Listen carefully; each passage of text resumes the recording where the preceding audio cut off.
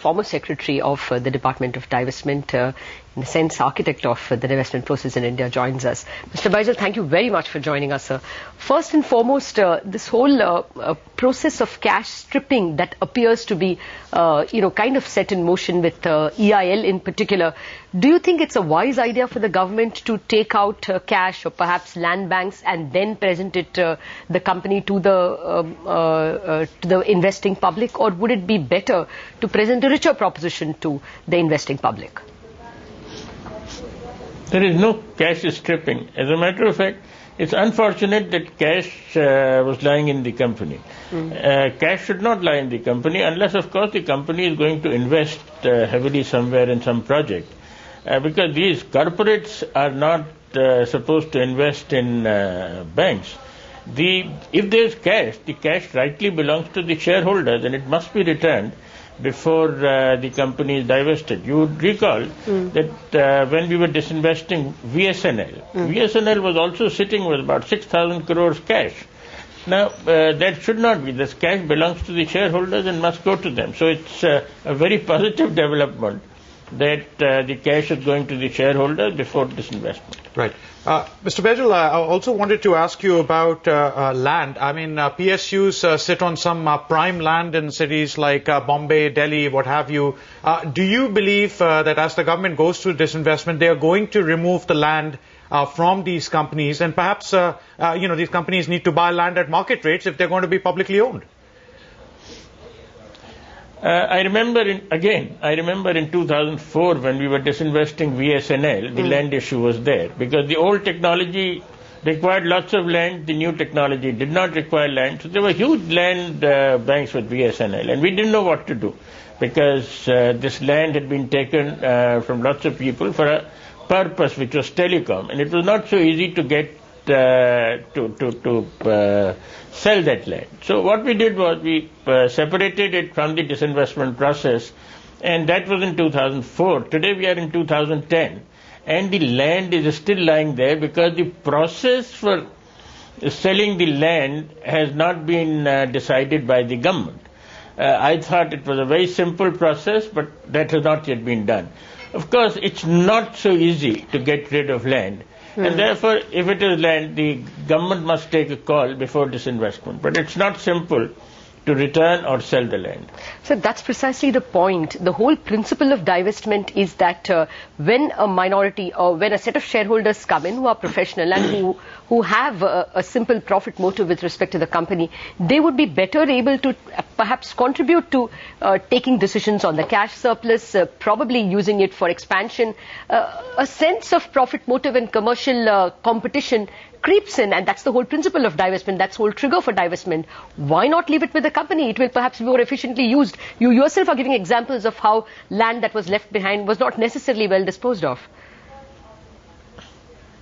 You see, our problem in VSNL was to do valuation for the land, because if that land is allowed for a commercial plaza, the valuation is A. If that land is allowed for a school, the valuation is B. And that process takes a long time in India.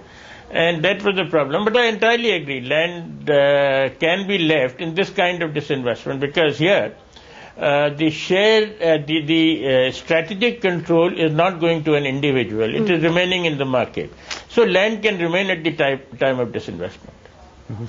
Mr. Baijal, as you correctly mentioned, these are small disinvestments. These are almost, raising capital in a way. What do you think should be the ratio, or what do you think will be the ratio where the government's actually selling some of its shares, and then either that should be the way of disinvestment, or it should basically issue new shares so that the money goes to the company itself and perhaps adds more to the cash bank?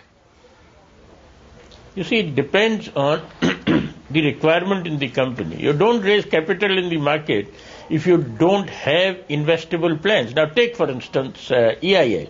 EIL surely is not going to do major disinvestment. It is not going to do major investment. It is a consulting company. So there is no point in raising capital. If you don't need capital, you don't raise it. Mr. Baijal, what would your advice be in terms of a timetable to the Government of India? They have about 8 weeks before the budget is out, before the year ends.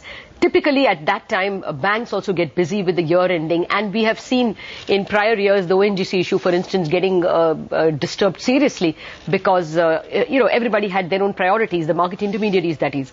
Do you think that we are heading into some kind of a rush in this case as well, with only about 8 weeks of straight period for the government to disinvest? Do you think the government should go a little slower? You see, divestment has to be a continuous process. You're absolutely right. You can't have 5 divestments suddenly. So the government of India is doing these divestments month by month. You are not lumping a number of issues, and that's the way to do it. In your estimate, what should be the government's timetable? Should it have FPOs and IPOs alternating? Is there anything you can say in terms of what would your comment be on how, the companies that are up for divestment are well known now? What would be your sequencing? No, I would sequence them as they come along because, those days were different when there was not enough liquidity in the market. Today there's liquidity in the Indian market. Today FIIs can come in.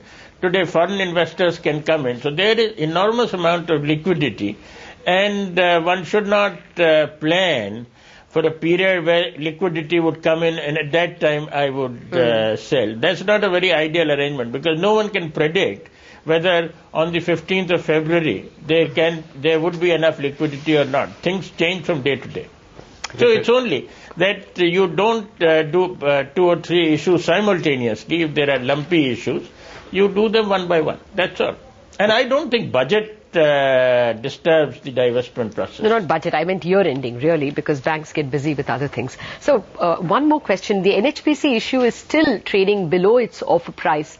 Any advice to the government in terms of how it can keep the investor appetite going? This seems to have seriously damaged appetite for government companies.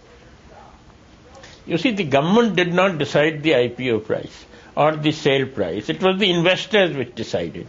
Investors in India, my experience is, are highly intelligent, and they are more intelligent than all the experts in this field. I was myself surprised when the P ratio of NHPC was so high, but I thought there must be some reason. The investors must have thought that hydropower will become very valuable because of all these concerns about environment. Hydropower will be very highly priced. They must have thought that there would be more trading of hydropower, so they have factored this. But the government cannot possibly influence the price of sale of shares, and it should not. Pradip Baijal, former Secretary of Disinvestment, thank you very much for joining us today. Well,